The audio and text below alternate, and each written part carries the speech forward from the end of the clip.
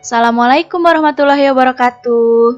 Halo anak-anak semua. Hari ini kita akan belajar tema 1, subtema 2, pembelajaran ketiga. Sudah siap ya untuk belajar hari ini? Kalau sudah siap, yuk kita mulai belajarnya. Nah, perhatikan peta Indonesia berikut. Di sini ada 2 peta Indonesia. Ya, tapi apa ini bedanya?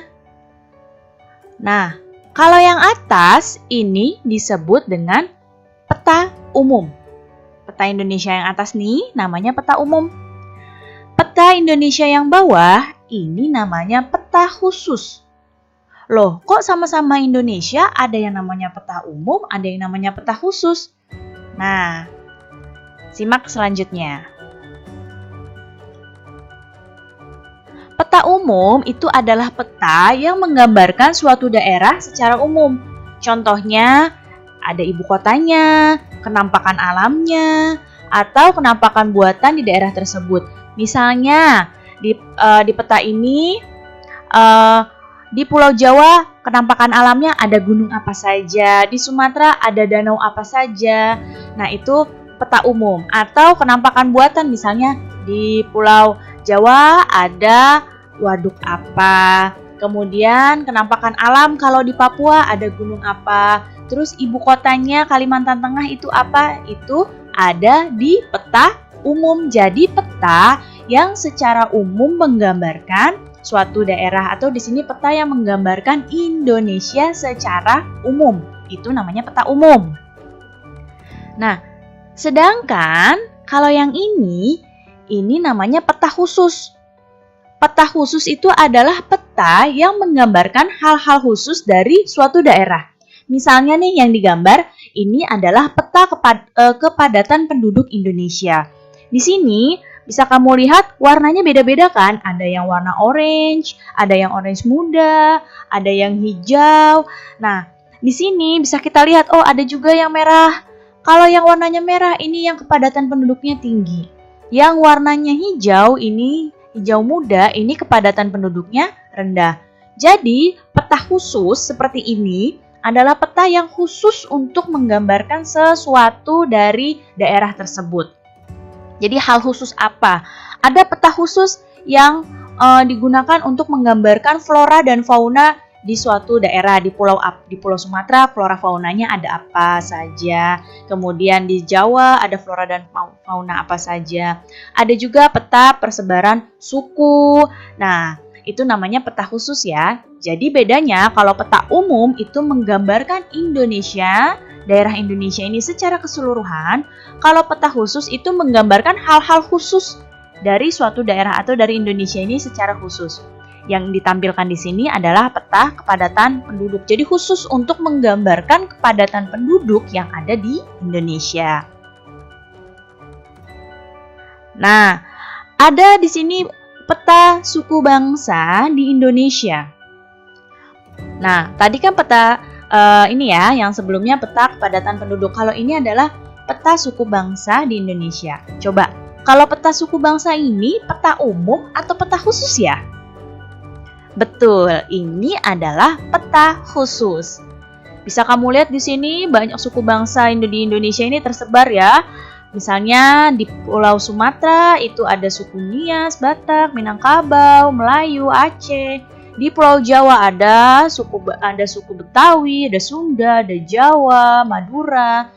Di Pulau Papua ada suku Dani, ada suku Asmat ya.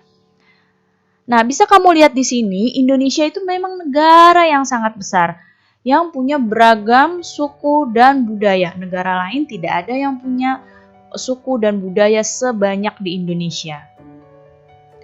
Nah, keragaman di Indonesia ini tidak membuat bangsa kita jadi terpecah belah, tapi harus tetap bersatu dengan berdasarkan nilai-nilai luhur Pancasila. Kan sebelumnya kita sudah belajar bahwa sila-sila dalam Pancasila punya nilainya masing-masing. Sila ke-1 ada nilainya, sila kedua ada nilainya yang kita jalankan dalam kehidupan sehari-hari.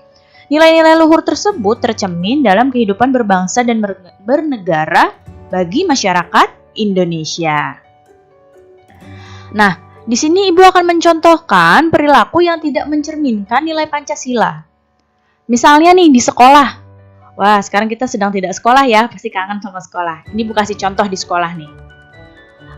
Perilaku yang tidak mencerminkan nilai Pancasila kalau di sekolah. Pilih-pilih teman. Misalnya nih maunya hanya teman yang kaya saja. Nggak mau meminjamkan peralatan sekolah pada teman. Mencontek. Nah, itu termasuk tidak mencerminkan nilai Pancasila. Berkelahi. Tuh, siapa yang suka berkelahi di sekolah? Itu berarti dia tidak mencerminkan nilai Pancasila.